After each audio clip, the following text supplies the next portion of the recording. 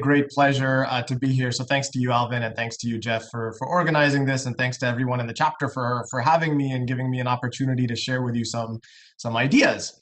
I think what I'll do is I'll try to treat this really as that, a sharing of ideas, and I hope, I know that this format makes it a little bit challenging, but I hope that we'll have exchanges. I'll try to stop in the middle and get a chance to get your read on what things you find interesting or confusing or otherwise worth going into, and we'll go in that direction.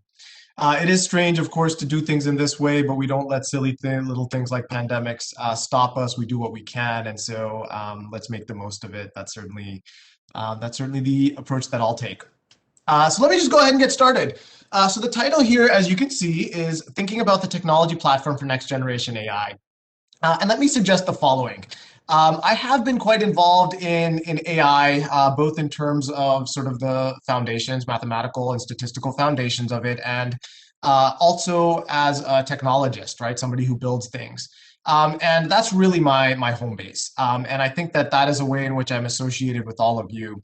And maybe the key message that'll come out of this talk on a higher level is that I think that future technologies will really play a critical role in enabling some of the foundations of AI. So we certainly in the area of solid state circuits shouldn't feel like AI is left to the folks who are mathematicians and algorithms developers, and that we'll get some marching orders from them and build the right platforms for that. I really think that we can be proactive here in really enabling the next generation of AI to take it to the next level. And so let me share with you a little bit about that and where my views are on it. And I think that the starting point for all of this, as Alvin, I think rightly said, there's a lot of, you can call it hype, around this area. And I do think that that hype is well-founded. What we see happening is that machine capability has reached an inflection point in that machines are now able to achieve human-level performance in tasks that we've traditionally associated with cognition, things like vision, things like speech, things like strategic gameplay. And this really does have, if you just pause for a moment and think about it, this really does have the potential to completely change the relationship between technology and society. We can start to think about machines engaging in tasks that they didn't previously engage in, tasks that are perhaps of higher value to us, tasks that perhaps collaborate in very meaningful ways with us. So that's a great potential, that's a great thought. What has the reality been? Well, what we've found is that when we actually go to try to deploy AI systems in the real world in this way, they actually tend to fail gloriously.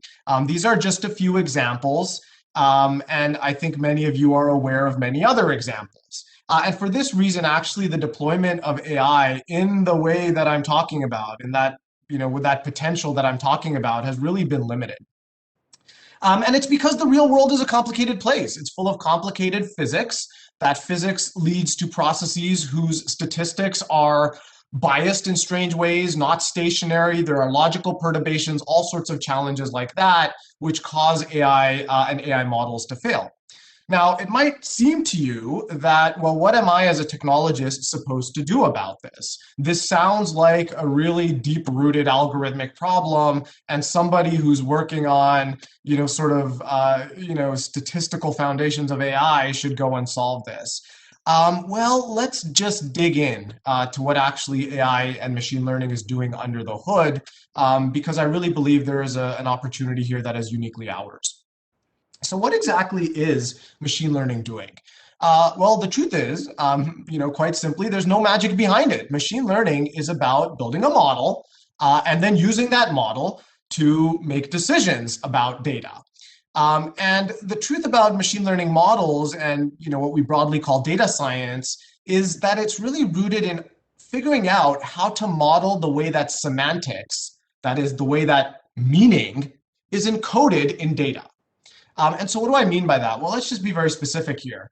If your data happens to be images, well, then the meaning is encoded by how groups of pixels are arranged together, because those groups of pixels correspond to perhaps objects, and from those objects we can make decisions about what's happening in a scene like this. So what do? We define a model. That model may be a convolutional neural network. And what does it do? Well, it takes a patch of pixels and it applies a correlation filter to that patch of pixels to figure out what it's looking at.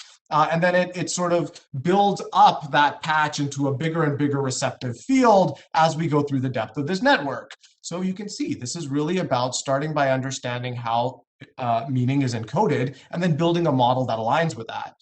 It's a similar sort of story in language models. Here, the semantics are encoded in the sequential ordering of letters, which lead to sound, and then those lead to words, and then those lead to sentences. So once again, a sort of, expanding receptive field, if you like. But it's in this sort of sequential structure. And so now we define a model. You, for example, could define a long short-term memory model, which is a type of neural network, which tries to capture sort of that sequential order by maintaining some form of memory. And it goes on and on. We can do this for all sorts of complicated physics that might be generating data that we're interested in. So the takeaway here is that data science is really about exploiting structure in data. That is something that we know about how the data is organized, and which relates to how meaning is encoded in that data. And so if we have structure in data, we can build better models. And so that's the starting point. So what does all of this mean for us who are building technologies? Well, what I'd like us to think about for a moment is, how do we acquire that data? In particular, we do it through sensors. And so the question is, can we build sensors that preserve structure in data? In fact, there could be very rich structure in data intrinsically, in the real world data in particular, because we as humans organize the real world in ways that make sense to us. So there's some intrinsic structure in the real world. And an area that we've been exploring in our sensing research is something called physically integrated sensing. The idea here is to structure data around the states and interactions of objects, of things. So this is actually some kind of an extension to the Internet of Things, but it's for a very specific reason. It's for enabling data science and data modeling. And the idea here is that the state and interactions of physical objects actually says something about the activities and perhaps even the underlying intentions that are happening in the real world. And so the ways that these objects interact has semantic meaning for understanding what's going on in these environments, both the dynamics and the underlying intentions that are driving those. So, for example, let me give you an illustration of this. Say I attached physically a sensor to this dumbbell. Well, if that sensor would then always tell me about what's happening with this dumbbell, that has meaning, because that dumbbell itself is an object that is, kind of in an invariant way used for doing exercise. If I attach sensors to these cooking utensils, well, that has meaning because these cooking utensils imply or are often the basis by which people are engaging in cooking. Similarly for attaching sensors to a cup and a laptop and a notebook, which might be indicators or objects whose interaction indicates that I'm, working informally or something like that. And so the question here is, how can we directly associate sensor data with embedded signals? Because this enables an invariant, semantically meaningful structure. And as you'll see, in fact, it also enables access to diverse modalities. By attaching a sensor to this cup, I can figure out what the temperature of that cup is. Or by attaching a sensor to this ladle, I can figure out how this ladle is moving and therefore whether or not it's actively being used and in what ways. Those are perhaps modalities that are difficult to acquire through other kinds of sensing. Let's just talk about other kinds of sensing. The main other category of sensing, so we just talked about physically integrated sensing, the main other category of sensing is what we call remote sensing. And an example of this is vision. So where PI sensing attempted to specifically associate sensors with embedded signals, remote sensing actually doesn't directly associate sensors with embedded signals. So you can imagine in the case of vision, for example, I've got an image here. This might have been taken by a camera that might be located in the corner of the room. Well, the pixels on that camera are not directly coupled to the embedded signals that they're sensing. And so that raises a challenge. In a dynamic field of view, now I need an algorithm that figures out what embedded signals I'm even looking at. And then I need to build up the semantics from that. And that's essentially exactly what that convolutional neural network I described does. It essentially applies a patch of a correlation filter to a patch of pixels to figure out what it's even looking at. But the challenge is that I now need a correlation filter for every possible thing I might be looking at. And indeed, that's what we call the width of the network, or the number of output channels, for example, in a given layer. And then once I know what I'm looking at here, I need to build that up into higher and higher level semantics before I can make a decision. And indeed, if you look at what convolutional neural networks are doing under the hood, it's precisely that. They start out by defining these kind of very low-level features, which could be edges going in different directions. Then you can start to compose those into higher-level features. Some of those edges will make the back of a chair. Some of those edges will make the side of a nose or an eyeball. And then they'll build up even higher to make faces or entire chairs or furniture, so that I can interpret that what's happening in this scene is a group lunch among a bunch of people who are seated around a table. And so that's how this thing works. But you can see that there's a lot of work for the algorithm to do here, and that raises a lot of concerns in terms of its reliability, its robustness, and its efficiency in many ways. So here are some research questions. If the thinking is that these sensors can give us certain structure, and we could then exploit that structure to do better machine perception, here are some questions we might think about. The first kind of question is, well, what kind of structure is relevant for certain kinds of machine perception, and how much of it is needed? And so I'm going to tell you a little bit about how we explore that by synthesizing human activity data sets that allow us to emulate all sorts of different sensors, to emulate all kinds of different structure. And then we can start to study, how does this improve metrics in machine learning, like how well the model generalizes across data? What is its sample efficiency for training? How transferable is it? And so on. Once you've introduced certain kinds of structure and figured out that it's relevant, semantically relevant, then the next question is, how do you build models to take advantage of that structure? And that's really that data science problem that we talked about. And so now we can start to evaluate with new kinds of sensors, what are the new models that data scientists might be using in order to take advantage of that structure that we've introduced. And as I'll mention, this will also start to play and make necessary sensor fusion, which I'll talk more about in a moment.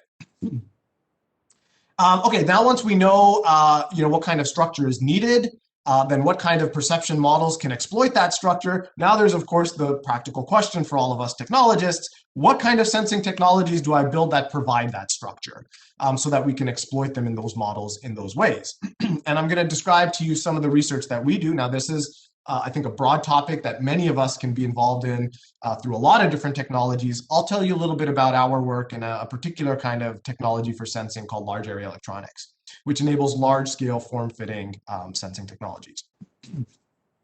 Okay, given that, now I've got the sensors, you now need to actually execute those machine learning models. What are the computational architectures that can do that and do that efficiently? And it turns out that when you think of machine learning in this way, as really being rooted in defined structure of the data, now actually that structure leads to architectural specialization, which is something that we can exploit to enhance compute efficiency. And so I'm going to tell you a little bit about that. I'm not going to go so much into point 4 here. Another area of our work that we've been very involved in is in memory computing, building up to very large scale architectures with full software stacks and compilers and stuff like that. I'm not going to go into that in this particular talk, but happy to have those conversations offline. Okay, so let's start by with this first question, which tries to get at what kind of structure is useful. Well, the thing is, we're trying to imagine sensors that don't exist today and try to figure out what kind of structure they might introduce. And so we've got a problem, a chicken and egg problem. And to solve that, what we do is we actually synthesize in our research human activity data sets. And so this is done through a process called Monte Carlo synthesis, where we use a tool, a two-dimensional rendering tool, which can create these scenes. Underlying this, we can define different sorts of distributions, for example, for different human activity classes, cooking, cleaning, working, dinner, and so on. And then we can create properly, sort of statistically relevant scenes for these different kinds of activities. So we do have a big effort in generating this kind of data. If you're interested in using and playing with this data, please reach out to me. You're welcome to it. But what this data lets us do is it basically lets us now, because they're synthesized, it lets us emulate any kind of sensor I want. I basically know everything about this scene, and so I can emulate any kind of sensor I want, which then lets me explore what kind of structure would be useful, what kind of models should I build to exploit that structure, and so on. We do this for static scenes. We also, it turns out, do this for dynamic videos of human activities. For that, we use a 3D gaming engine called Unity 3D, and we define these underlying probabilistic state transition graphs for different categories of human activity. So I'm happy to talk more about this if anyone's interested in using this data. So with that data, we can now start to say, okay, how does structure benefit me, and in what ways does it benefit me? I'm just going to show you one example analysis of that. So this is one of the scenes that we generated. Like I said, we could emulate any kind of sensor. Here we emulate basically locationing sensors. And from that, we can figure out what kind of features are relevant. These happen to be features that capture the distance between humans and objects, because of course, how close an object is to a human might tell me how actively it's being used. And then we can define very simple machine learning models that could be much simpler than those deep convolutional networks in order to be able to robustly identify what's going on in these scenes. And so here's an example analysis. This is exploring the sample efficiency of training. So that's how much training data is needed to train up one of these models for robust detection. And you can see here, using PI sensors with very simple AI models for perception, we can achieve this training very efficiently with about 40x less data compared to if we use a vision sensing network. This is an AlexNet type of CNN used for vision detection. And so you can start to see where some of this structure has benefits for machine perception. Now, all of this sounds really good. One of the points that you might be wondering about is, okay, Naveen, what are we going to do here? Are we going to try to, in the name of associating sensors with every embedded signal, are we going to attach a sensor to every ice cube? Yeah, that sounds like a problem. And so let's talk a little bit about this potentially high cost of sensor deployment to achieve this structure. And let me just start by saying this. The first thing that you can evaluate with a data set like this is actually how much of this structure do you need? How many such sensors do I need to deploy? And so here's an example of that sort of an analysis. Essentially what we did here is we categorized types of objects. So for example, I don't know, the blue bars might correspond to cutlery. The green bars might correspond to recreational objects like yoga balls and yoga mats, or those little dumbbells that I showed. And so we sort of started to create these semantic categories for these different sensors and said, well, if I start ordering these to figure out which ones are the most informative for human activity detection, and we did that using a statistical information-based metric called the Fisher score. Won't go into the details of that, but happy to talk if you're interested. Now what you can do is you can rank order how these different kinds of sensors, PI sensors, are relevant for human activity detection. And what you see is that there's different categories of objects that are relevant. So you can see that all the blue bars are clustered together, all the green bars are clustered together, and so on. And you can start to say, well, if I just attach sensors to a certain category of objects, can I achieve good accuracy? And indeed, what you see is that you can. So basically, as you start to drop all of these different kinds of PI sensors, look, the accuracy is maintained, and then it, of course, starts to degrade as you start to drop some of the more important features as well. So it says that sort of selective deployment of these sensors is possible, and that's useful if you're building applications. Knowing that is useful if you're building applications for machine perception. Let's go a little bit further, and I would say that the biggest concern with PI sensing is definitely the deployment of all of these sensors that you might now need to distribute in order to acquire these embedded signals. And so let's also think about how, let's not go to the extreme and just use PI sensors. Let's fuse PI sensors together with a kind of sensor that doesn't have a high deployment cost, like remote sensing, like vision. Because of course that's got a very low deployment cost. It lacks that structure, so you end up having these complicated and less efficient models, but maybe by using the two of them together, you can address simultaneously the high deployment cost of PI sensing and the lack of structure and therefore low efficiency of the models for vision sensing. And so this brings us to sensor fusion. Now, let me just say, in my view, sensor fusion is one of the grand challenges of machine perception. What you're really trying to do here is try to create common representations for how the meaning, how the semantics is encoded in two different sensor streams. So imagine you have a sensor stream like vision, imagine you have a sensor stream like audio.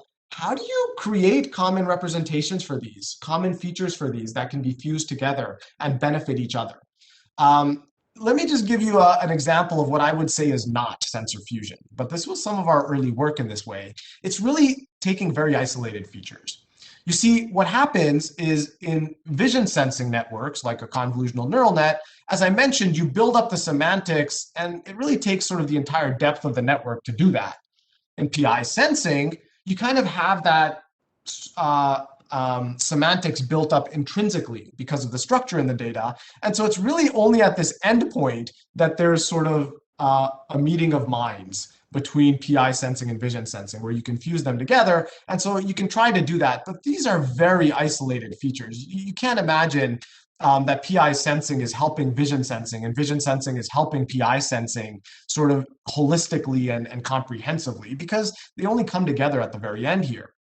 And you can see that, there is a little bit of a trade-off advantage here that you get, if you start to take vision sensing and then just add a few PI sensors, you get, sort of better and better sample efficiency, but it's limited.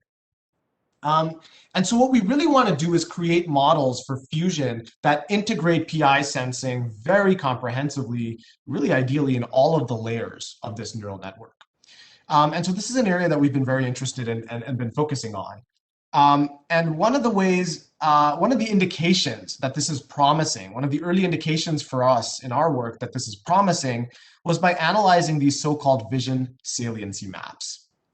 Now, what these do is they tell me what the sensitivity of the output classification is for a vision network. So what the sensitivity of the output score is to different features, to different activations at different points in the network. And so what we see here is that as you go deep and deep into this network, the features, the pixels, the activations corresponding to certain pixels in this image tend to coalesce, they tend to light up around precisely those objects that I was putting PI sensors on. And so, for example, if you go one layer back, you can see that the vision network really had to build up to understand what objects are important for its detection. In this case, it's the guitar that is indicating in this scene that this is a class, that this is being classified as this person performing some sort of recreation activity. But if you go earlier in the network, you can see that you really don't have a clear picture of that, of what's important here. And so the point is that PI sensors do provide feed-forward information.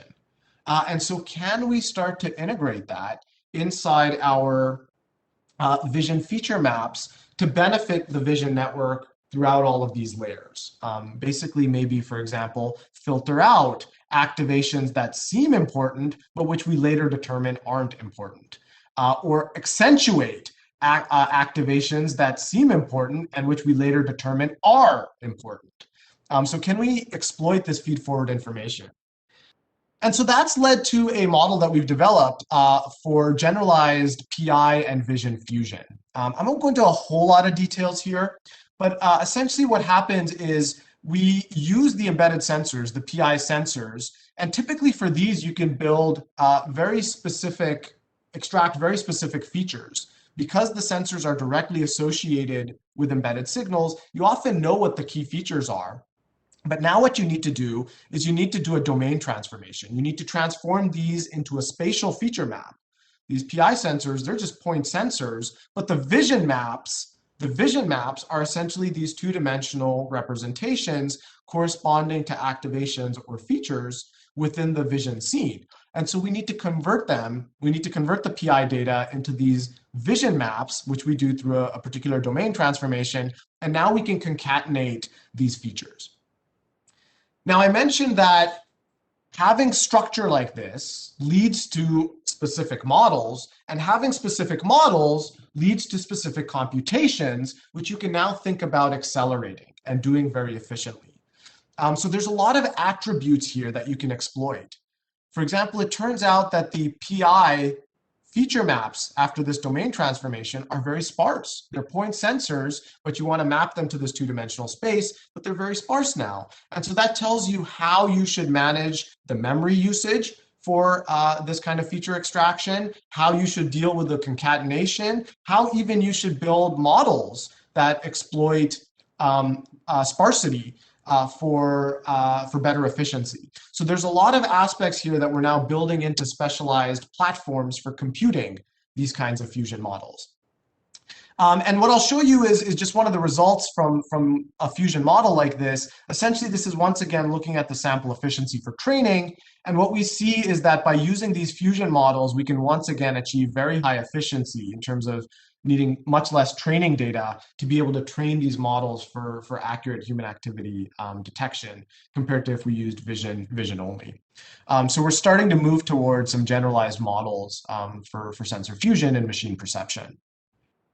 Okay, so this has been a little bit of discussion around how can us, technologists and people in the solid state circuits community, really bring AI to the next level by really exploiting the sort of fundamentals of data science. That is how to model structure in data by explicitly introducing more structure through the ways that we do sensing and computation. The next part of the talk, I'm going to talk a little bit about specific technologies that actually enable this kind of structure and how, in particular, we can address the challenges around large-scale deployment when we're trying to associate sensors with specific embedded signals. But let me just pause here to see what questions you might have and make sure that I can clarify any confusions that could be out there. So maybe I would just ask Alvin if he's got any questions that are popping up. Sorry about that. No problem. Naveen, thanks very much. Any questions? So I have a question, Naveen. So in your application, to apply this, which type of imaging application do you see this being deployed first? It's a great question.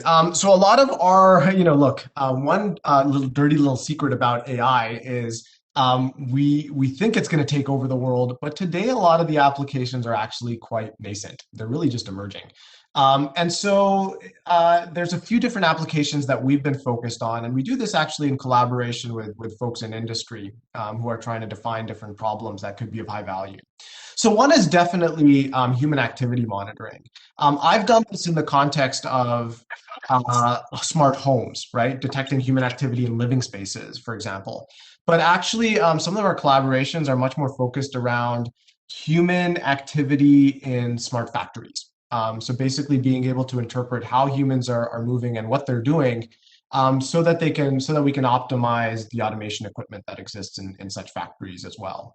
And so it goes in a lot of different directions, monitoring the industrial equipment, the automation equipment, things like robotic arms, for example, to understand what modes of operation they're in, and understanding and monitoring sort of human interactions with objects that are used in factories. These could be tools and so on. They could also be things like cameras, as increasingly some of these activities are digitized.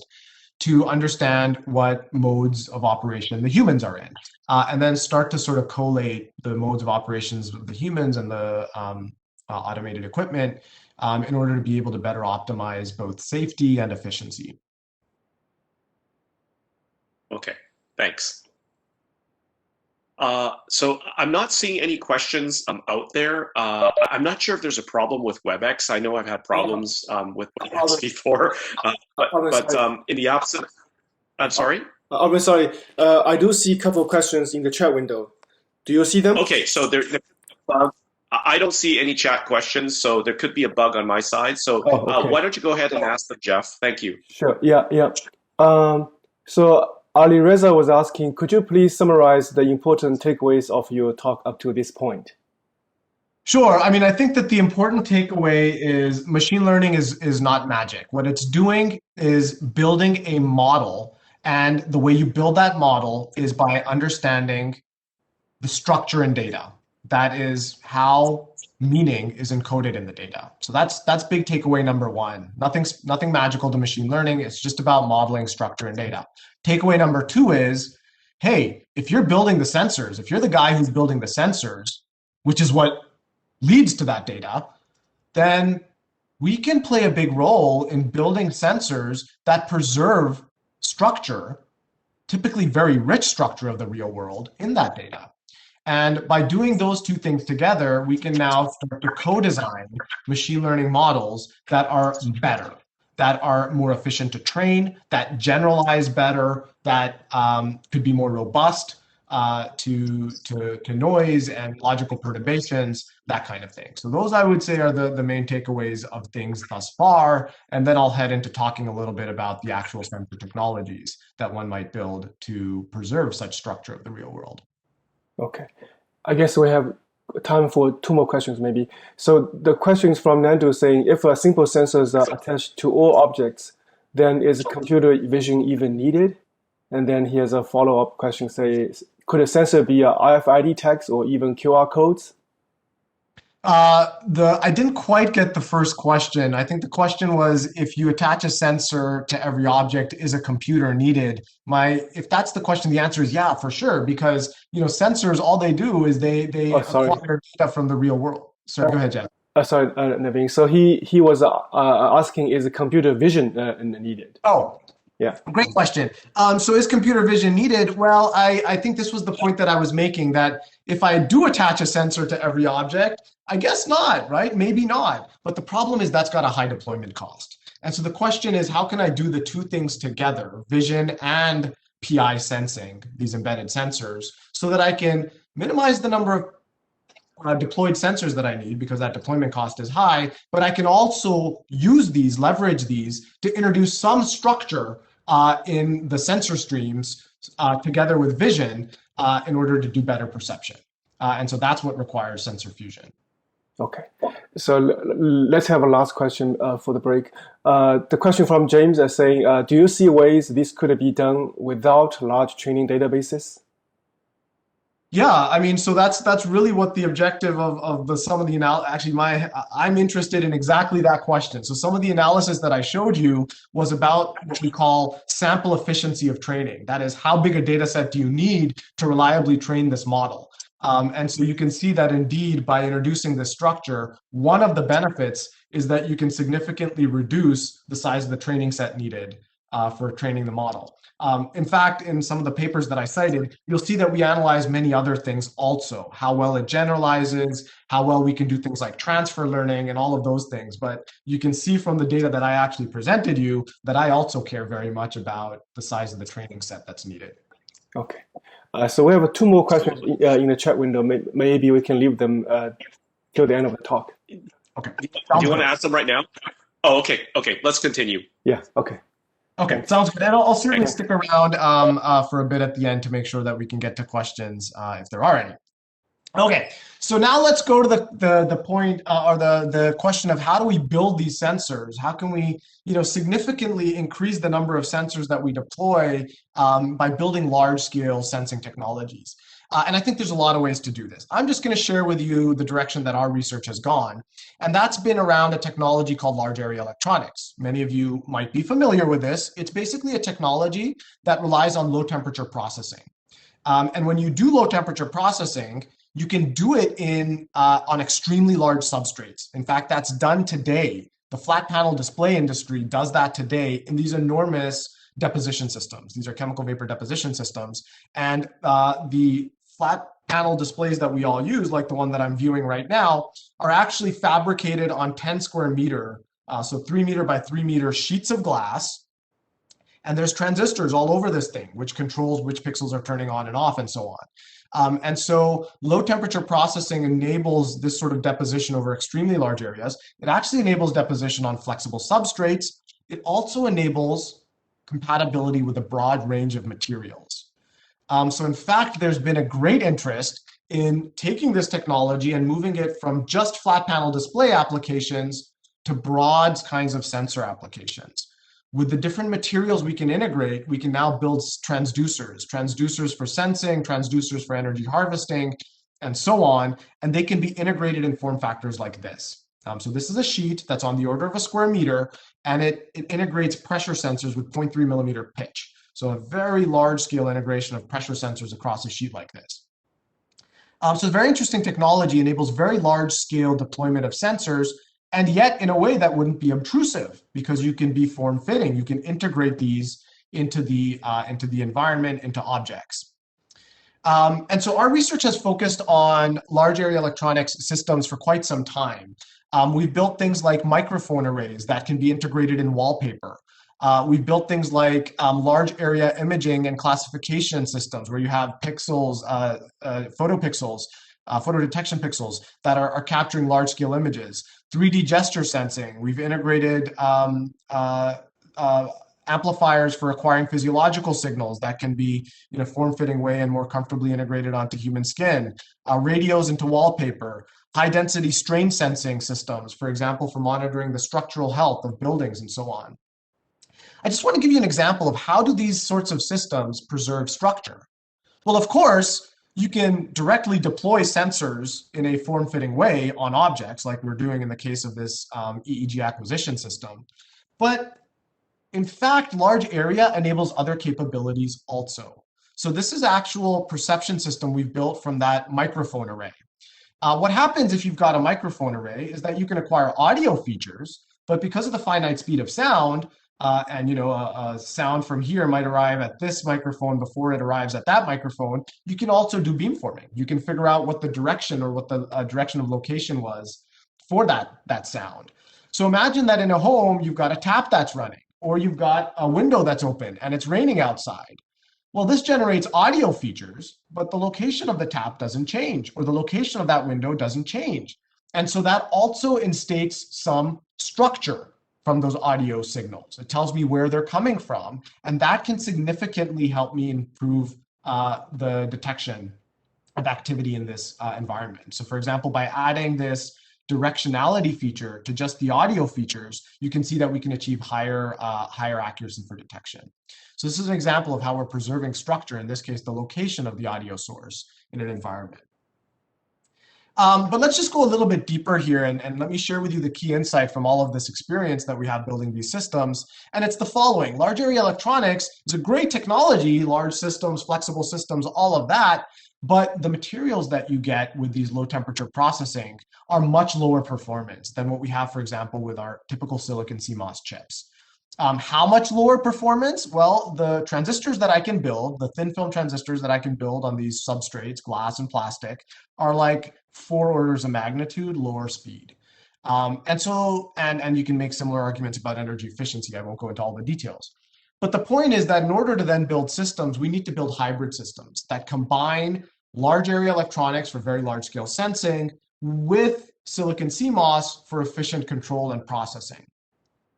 And it turns out that when you go to do that, the big challenge is interfacing these two technologies. You've got a scalable technology on this side, scalable technology on this side, and these interfaces really become the dominant challenge. And so a lot of our architectural research on these sensing systems focuses around how do you reduce those interfaces to enable very large scale here and very large scale here. And so let's talk a little bit about, some of the frameworks or some of the sort of principles for how to do this reduction of the interfaces.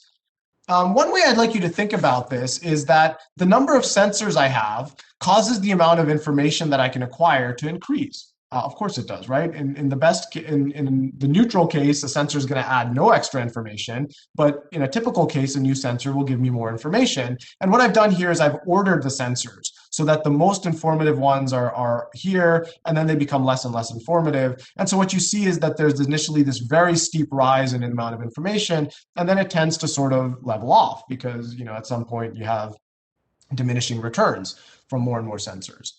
But you do want to acquire data from quite a number of sensors. The challenge is system complexity actually increases super linearly as we deploy more sensors. And this is just because of things like how do you integrate more CMOS chips with these large area sensing arrays? How do you now, if you have these big sensing arrays, communicate the data to those CMOS chips? The wires now become longer and they become more noise prone. So in many ways, system complexity increases super linearly with the scale of sensors. And that's very bad because what that means is system complexity versus the amount of information goes in a rapidly superlinear manner.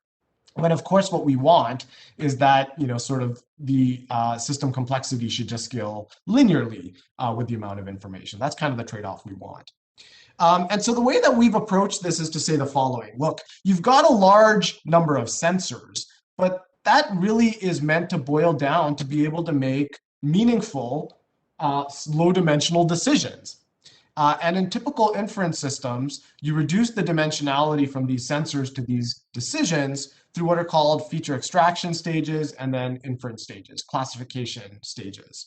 And so the question that we ask is, if we're going to use large area electronics and thin film transistor architectures to reduce the interfaces, to solve the interface problem, like I showed on the previous slide, then we should really focus on using thin film transistors to do feature extraction and inference. And when we do that, we can now exploit a lot of mathematical and signal processing understanding that comes from the areas of feature extraction and classification. So let me give you an example. This is a tactile sensing skin that we built. What a tactile sensing sheet is tactile means that the sensors are placed in very close proximity to the signals that are to the objects that are generating the signals. So you could have an array of pressure sensors where you want the pressure to be in direct contact with where the pressure is being applied, or strain sensors like we have in this case, where you want the strain sensor to be in direct contact with where a crack might be developing. So indeed, this is a strain sensing system, tactile strain sensing system for structural health monitoring. And the question is, if you've got over this large area, like a bridge, you want to detect early stage cracks, right, very early on, then what you do is you deploy a large number of sensors for tactile sensing over this area. And now you got the problem of how do you acquire all of that data efficiently? And so one thing you could do is you could build a sequential scanner, something that samples the data from each sensor one at a time. But then as the number of sensors scales up, the number of acquisition cycles, how long it takes you to acquire that data, really grows in proportion. The other thing you could do, which is done commonly, is build an active matrix. So instead of acquiring the data one by one, acquire it in parallel for all rows, and then just read out rows. And that gives you kind of this square root reduction in the number of acquisition cycles, but it increases the number of interfaces. And that's also a source of system complexity. But one thing we can do, and this is once again exploiting structure in the data, is what's called compressed sensing. You see, in these tactile sensing skins, you have a large number of sensors, not because they're all going to be activated at once. You have a large number of sensors so that they can pick up with very high sensitivity a crack that's developing. And the nature of this data is you don't typically, hopefully, have cracks that are developing all over the bridge all at once. They kind of originate in one point, and then they start to progress. And so the idea is you want to detect the activation of one or two sensors and know kind of where they're where those sensors are being activated in this kind of an imager. And it turns out that you can use a signal processing technique called compressed sensing, which says, well, if all that's happening is you might have, hundreds or thousands of sensors, or thousands or tens of millions of sensors, but if you know that you just want to detect from a few of them at a time for those early stage cracks, then you can do a compression. You can actually just take the superposition of all of those sensors, and knowing that there's only a few degrees of freedom, there's only a few sensor signals that are changing here, you can figure out which ones are changing and by how much through this signal processing technique called compressed sensing. I won't go into the details, but one of the benefits is that all it requires to do this compression is very simple superposition across the sensors. And so we actually build these little thin film transistor arrays that do sort of this random superposition across each of the sensors. And then we can just read that out over a large number of sensors through one interface. And so this is a technique that exploits such structure to address the architectural challenges with these systems. This is a system that we actually built. It's a fairly small scale array for the prototype of 4 sensors. And then we have these in-house fabricated thin film transistors. We do this in Princeton in my clean room. And then we have a custom CMOS chip that does the readout. And what you can see here is that, look, let's assume that across these 20 sensors, only 3 of them are being activated. But which ones are being activated and by how much, I don't know. But if it's only 3, then those are the only degrees of freedom. And so I can reduce the number of superpositions, the number of actual samples I need to take. And here I'm showing you that by changing which 3 are being activated and by how much, I can actually do this reconstruction reliably. So I can directly measure the resistance, and it corresponds very closely to the actual resistance. So this is an example of how we can do feature extraction exploiting the structure of the data. In terms of classification, we've also explored approaches that actually exploit emerging techniques from machine learning. So this is actually a little bit older work now, where we take advantage of an approach called error adaptive classifier boosting. And what that does is it says, there's a technique in machine learning that says, look, if you can build one classifier, even if it isn't very good, you can actually build a very good classifier by combining all of those weak classifiers. And it requires training them in a certain way, but we can build the right models, statistical models for these classifiers and train them so that we can build very simple classifiers using those low performance thin film transistors that we have in large area electronics, and we can achieve overall very high performance. I won't go into all of the details here, but there's some fundamental analysis on information metrics that explain how this thing works.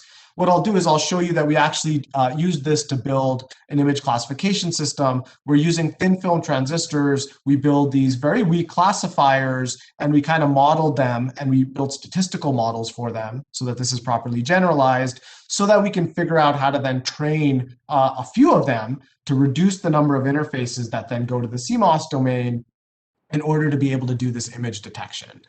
And so we built a system using photoconductors and implementing these thin film transistor classifiers, and we can achieve sort of accurate detection for simple sorts of shapes here, right? So this is very simple kind of preliminary work in this direction.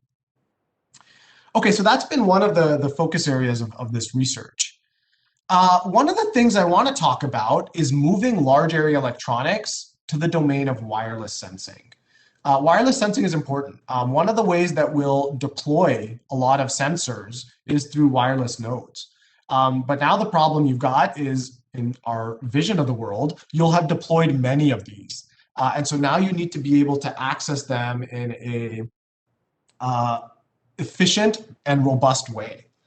Well, it turns out that large area electronics, if it's being used to create antennas, for example, for acquiring these wireless signals, this attribute of large area is very beneficial. If what you want to do is access data from, you got imagine a very large number of sensors deployed here, one way to address them is by specifically pointing your transmitter or receiver at the sensor that you're interested in. And I'll say more about this in a moment. But what happens is if your aperture is large for this antenna, in fact, it leads to finer and finer beam pointing.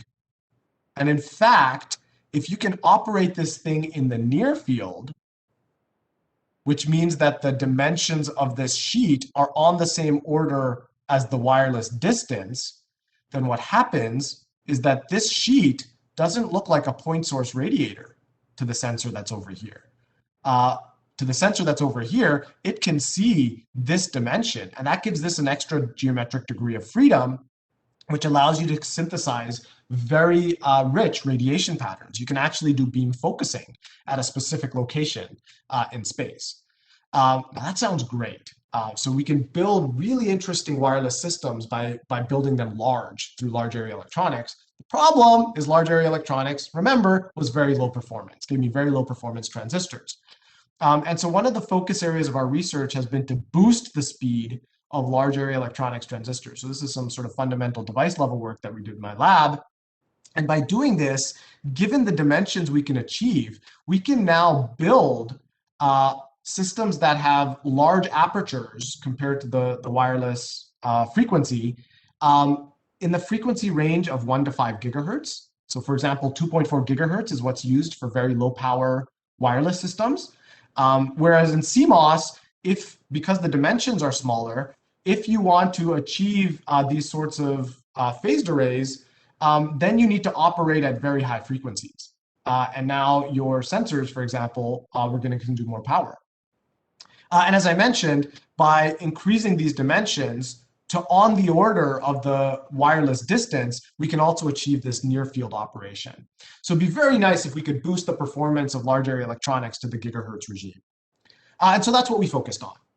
And for those of you who are sort of familiar with devices and device technologies, two metrics for how fast a transistor can be operated are the unity current gain frequency, the FT, and the unity power gain frequency, the Fmax. And so the thing that we focused on for both of these metrics is reducing some of these capacitances and scaling the length to improve the transconductance. And so this required us to build a self-aligned process. It turns out that with these thin film transistors, you build what's called a bottom gate transistor. The gate is on the bottom, and the active semiconductor, which is this green layer, is actually above it because these are just deposited on these large area sheets as opposed to being built into silicon bulk or substrates. But now you need to sort of address the overlaps that you can have, capacitive overlaps that you can have, and so on. So I won't go into the details here, but we actually take advantage of a semiconductor material called zinc oxide, which has high optical transmissivity to do patterning from the bottom so that we can use the gate to self-align to our source and drains. And that enables us to scale both the channel length. In this case, you can see we've got sort of 700 nanometer channel lengths. Doesn't sound very well scaled compared to what we've seen from Moore's law, but for thin film transistors, this is a very aggressive channel length. And then we've got the source drain overlaps to the gate on the order of about 500 nanometers.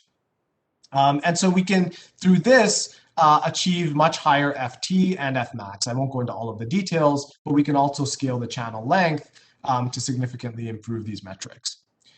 Another thing that we did is we used low resistance gate metal. It turns out that low temperature, as I mentioned, leads to materials that are lower performance. Well, those materials are lower performance for semiconductors. However, it turns out that even at low temperatures, you can actually build low resistance metals. And so we kind of flipped the problem. We said, instead of trying to push the performance of our semiconductor, which is hard to do at low temperatures because you end up having a lot of traps, you can't properly anneal your semiconductor to create crystalline structures. How about, instead of focusing on the semiconductor, let's focus on the conductors, just the gate metal. And it turns out that that can be useful because perhaps not the FT, but the Fmax depends on the gate resistance. And so we started building these composite gate metal stacks, which are very thick to reduce their resistance, and which have an embedded aluminum layer, which also reduces their resistance. And then we have chrome above and below. That's needed for proper adhesion and semiconductor metal work function in the devices. But then what you end up with is you can actually achieve Fmaxes that are in the gigahertz regime. Now notice, the Fmaxes are very high, the FTs are still lower because this gate resistance option isn't really available to you for the FTs. But what that tells us as circuit designers is now let's build circuit topologies that are Fmax limited rather than FT limited. And so I can exploit this optimization. So there's a co-design here. And that's what we did. So somebody asked a question actually in the interim break about RFID readers. Indeed, what we can do is we can attach RFID tags to all these objects, but now I need to build an RFID reader which might span this entire table so that it can properly acquire data from those RFID tags. Well, that's what we did. So we used large area electronics to build a very large area RFID reader array. And I won't go into all of the details, but this essentially requires a TFT-based power oscillator, and we can then acquire data through sort of impedance modulation and tags through this array. And once again, the key block here is a thin film transistor oscillator. And it's an LC oscillator, which it turns out is power gain limited, not FT limited, not current gain limited. And the reason is because you can use the inductor and the capacitor to resonate each other out. So any sources of current that go into these capacitors, which limit your FT, actually can be current canceled. And so all you need to worry about is how much power you're losing in your resonant tank, and that depends on the power gain of these transistors. And so this is a topology that's really sort of co-designed and aligned with that optimization we can do at the device level. From there, we also built phased arrays. So this is a 3-element 1 gigahertz phased array, which can achieve extremely large apertures. And once again, it's based on oscillators. And then those oscillators can be properly phase tuned to generate or direct the beam in any way that we want. And so we were able to generate some of these far field radiation patterns at 1 gigahertz for a technology that can now potentially achieve extremely large apertures, an extremely large number of elements. So once again, I won't go into all of the details of this, but this required building oscillators that are properly synchronized and phase tunable. And then we went a step further. We said, what about building these reconfigurable antennas? So these are surfaces where we have essentially an array of metal patches. And then what we do is we turn on and off these transistor switches, thin film transistor switches, and that modulates the surface current distribution. And it turns out that when you change the surface current distribution, that changes the far field radiation pattern. It also changes parameters like the polarization and the resonant frequency of the antennas. So you can now start to build highly controllable antennas. And so we did that. We built a system like this, and we demonstrated far field radiation patterns that could be synthesized by controlling these thin film transistor switches. One of the interesting aspects here was that because this is an architecture that's based on switches and not amplifiers, actually these switches can have very low VDS, very low voltage across them, so their power can be really low. And so we can actually operate these actually beyond the Fmax, because the Fmax assumes that you're trying to operate in saturation where you have a high power gain. So I won't go into the details here, but this actually enabled us to get to 2.4 gigahertz operation very reliably using these thin film transistor switches. Okay, I realize I'm running out of time and there might be questions, and I promised to pause for them, so I'm going to just skip these last 2 slides. And what I'll do is I'll leave these conclusions up for you to read if you're interested, and instead what I'll do is I'll pause to take any questions in case there might be any.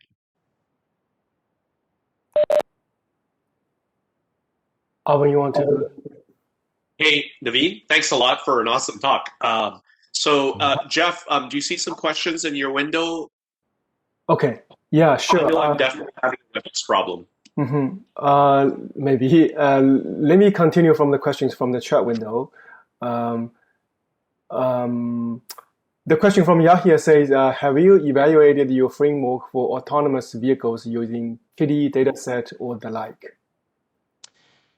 So very good question. We actually have explored some applications related to autonomous vehicles. it hasn't been to actually do the sort of driver control, autopilot control, for example, of autonomous vehicles. But one of the things that we've started to do is autonomous vehicles rely on a range of sensors. Of course, some of these are millimeter wave sensors, in addition to other sensors like LiDAR and other kinds of optical vision. But one of the things that we're able to do is actually build surfaces very similar to this reconfigurable antenna that are able to do sort of selective beamforming, so that certain cars, you can improve the backscattering performance that's needed from the surface for millimeter wave radar. And you can do that selectively. So you can turn on and off certain objects. And so through vehicle-to-vehicle communication, you can actually figure out what objects to put in sort of a machine, automobile perception system. So those are some applications that we've been exploring. We haven't been looking at deploying these PI sensors for doing, for example, autopilot control or something like that. Well, thanks. So Alvin, so I can continue to the rest of the chat window, and then you can go over the question in the QA window, right? Do you want to do that, Alvin? I'm sorry. Sure. Sorry. Say again. I can continue with the rest of the questions from the chat window. Yeah, please. Okay. Yeah, okay. I'm not seeing any new questions pop up. Okay. Thanks. So a question from Kurt. How do you tie the vision data together with the PI data for use in training? So you do need a training set that consists of both PI data and vision data. And so essentially we do the fusion for training in really the same way. So the way that these networks are typically trained is you build a loss. So very often the features, let me just say this, very often the features for the PI sensors are handcrafted features. And they are that way because the fact that you're coupled to a specific embedded signal often means that you'll know what the key features there are. You don't necessarily need to learn those features the way that you do through the layers of a convolutional neural network.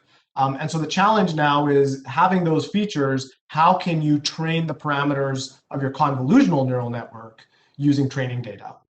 But you do want to integrate your PI sensor activations inside the training process, for example, so that you can improve the training process, for instance, of the convolutional neural network.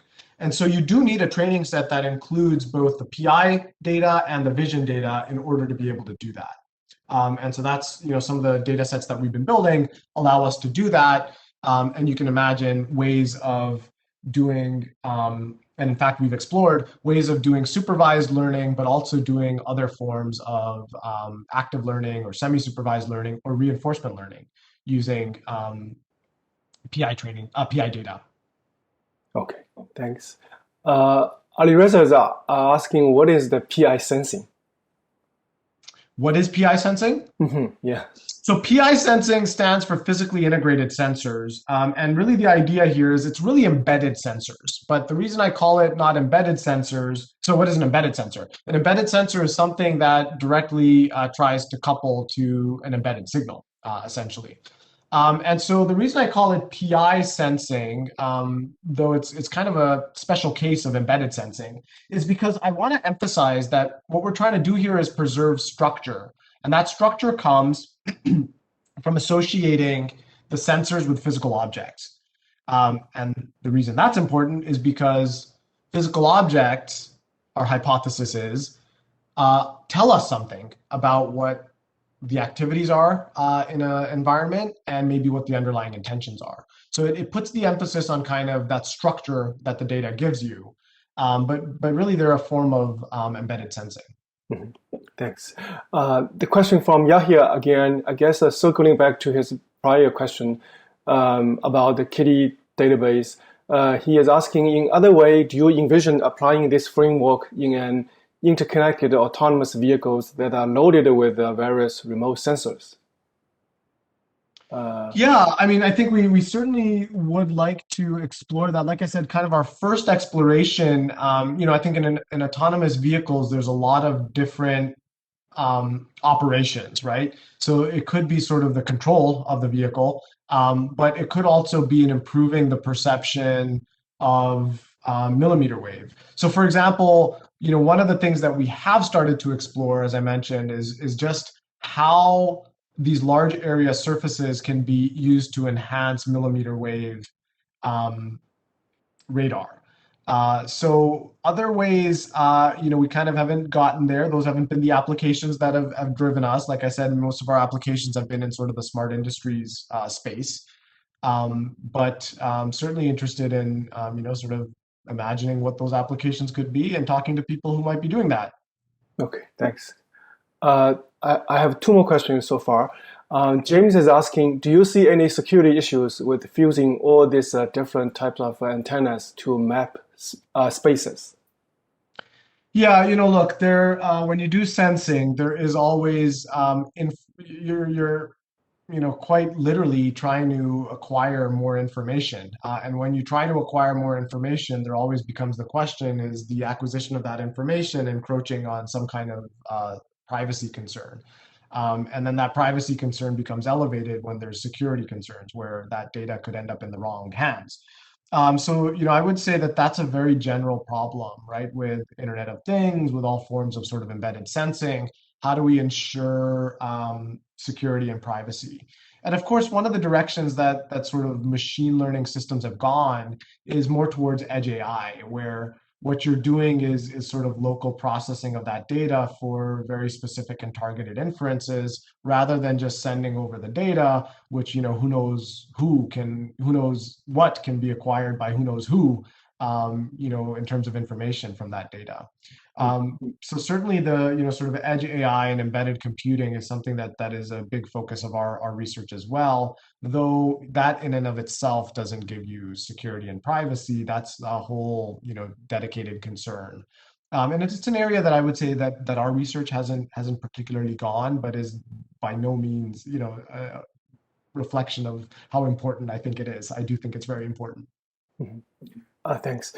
So we have a question from Professor Gerd Kallenberg from UCSD. He says, impressive work. These sensors exploit compressed sensing and spatial diversity for encoding sparse spatial structure in the data. Have you considered event-driven encoding strategies, such as used in the dynamic vision sensors to encode sparse temporal structure? Yeah, so first of all, hello, Gert. And I think that's a great idea, right? So this is really all about us as technology people thinking about the application and the ways that machine perception works. And certainly event-based processes are a form of structure. There's something that you know about the environment, that is that the way that information is encoded is perhaps in the points in time and the relative points in time that certain signals are activated. So that's definitely a direction that I think is promising for exploiting structure. It's not an area that we've looked at, but once again, by no means, not because it's not really critical to look at, just an area that we haven't gotten yet. But there's very good work in that area, and I certainly do view that as something that we should get wrapped up on and explore. Thanks. I guess I have one last question from Roman. He said, you talked about the speed of the sensors and the speeding up speed by changing the tech like CMOS. Isn't another smart thing to do is to perhaps not be concerned with the speed, because the decisions you might make or actions you might take will take more time than the sensing time? Going from 150 to 5 nanoseconds doesn't realistically change how quickly something has to be reacted to, right? So this can be included in the framework? Right. So it's a very good point, right? What is the information rate that you need? And let me just say, the reason that I had a focus in this talk on increasing the speed of the thin film transistors was not because we needed to do high rate processing of the sensor data. It's because we needed to achieve frequencies that were relevant for wireless systems, right? And the problem there is if you're lowering your frequency, the efficiency of wireless transmission basically degrades, right? And at some point you can't do it. So that was really the motivation behind trying to build these gigahertz TFTs. It was not to do processing, and in fact, they wouldn't be able to do processing because as you saw, the way we got them there to those higher frequencies was by building these, sort of Fmax optimized devices. Well, Fmax optimized devices, are going to limit you in what kind of processing you can do. So really, it was very directed towards building sort of narrowband systems for wireless communication. But I certainly agree, you should only operate these things at the frequencies that are needed. Now, the other question that this might be going to is why do we integrate silicon CMOS with large area electronics?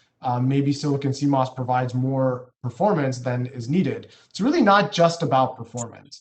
The FT metric that I gave you actually also will determine the energy efficiency. And very often in these systems, even if they can be low rate, we do care about the energy efficiency. Or power efficiency if they're self-powered systems, many of which we built. And so power and energy constraints have been relevant, and we have had to resort to or think about how to use silicon CMOS in order to address those together with large area electronics. Thanks. Thanks for all the questions. That's the question I have so far. So, Naveen, I did have a question I want to ask you about, a segue to your work related in-memory computing. So you've got these localized sensors, and I'm assuming is the vision behind doing in-memory computing to do more localized computing to limit the amount of bandwidth that needs to that needs to be that you need for sending data back and forth by doing a lot of the computation locally. Is that kind of the vision you have with using in-memory compute? You've got it. So basically the issue is the following. If I want to use PI sensing or these embedded sensors because they introduce structure and that gives me better models for machine perception, well, now the problem is I've got to deploy these sensors in a distributed way. And now I've got to communicate all of that data back to some sort of central processing system. And that raises concerns, energy concerns in particular. It also raises, like we talked about, security concerns and so on. And so the idea here is you want to do some of this processing, some of these machine perception models should be executed right there at the sensor. But now you've got very severe resource constraints. So now you need to implement those computations at the limits of energy efficiency if you can. And so that's where in-memory computing comes in. Can we do things in a way that's more efficient than today's digital accelerators can, in order to be able to enable really this large-scale distributed sensing and now computation. Got it. There's also the big cost question, I guess. All sorts of questions, certainly. If you start deploying compute, now your sensors are expensive or cost something, and so does that compute cost something. And so, but I do think that the cost models will support, sort of these low power distributed sensor nodes. But let me also suggest, never ask a professor about things like cost models. It's just not reliable data. Yeah, so I was going to ask, just now we alluded to, you talked about your vision of where you think some of these applications might see fit in an industrial setting, for instance. I mean, where do you see, to that question, would you have the same answer for all these distributed sensing, that it's an industrial application where there's going to be, will that be the driver basically for this technology? I made the point that a lot of these applications for large scale sensing and edge AI are really still emerging, right? And so, your guess is as good as mine. I do see a lot of potential in that application space for sort of large scale deployment of sensors and use of AI techniques to then exploit those sensors. So it's certainly one of the ones that's been a big driver for us. I certainly don't want to say it's the only one or maybe even the big one, but it's one where the problems are starting to become better and better defined, which, gives us in the community something to chew on. Got it. Okay. I mean, there's always an economy of scale that needs to take off for any technology to take off. That's why I prompted that question. Yeah. Okay. Thanks. And I think how big any of these markets are going to be is still remains to be seen. But certainly, smart industries has the potential to be a big driver of this. How much will rely on AI and deployment of sensors will need to be seen. Yeah. Okay. Well, if we have no further questions, want to thank you again, Naveen. This has been a really enlightening talk, and really appreciate once again you taking time out of your crazy schedule to enlighten us. And please stay well and safe, and look forward to seeing you sooner than later. Yeah. Me too. Thank you very much to everyone out there. Thank you, Naveen.